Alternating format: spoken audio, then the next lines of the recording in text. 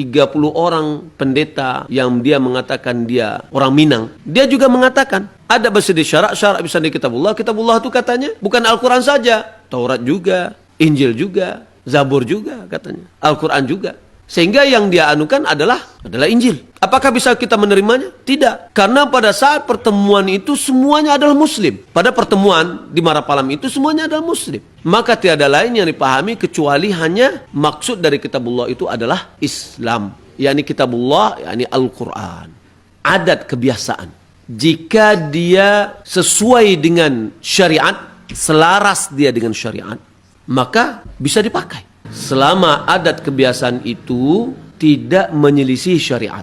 Syariat melarang, lalu adat menganjurkan. Nah, berarti tidak boleh. Adat menganjurkan, syariat tidak ada komen. Boleh atau tidak?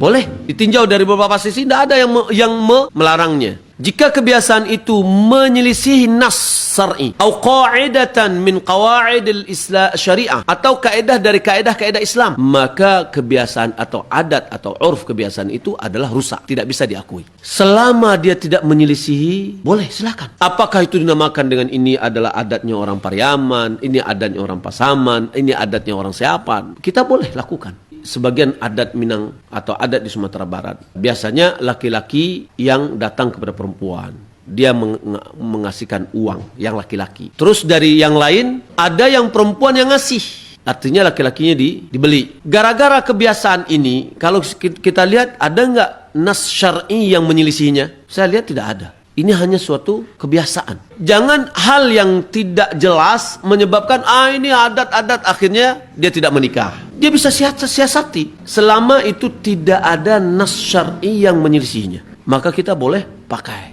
Boleh nggak misalkan kalau kita dalam pernikahan balua dulu misalkan, ya balas pantunnya, boleh, silakan.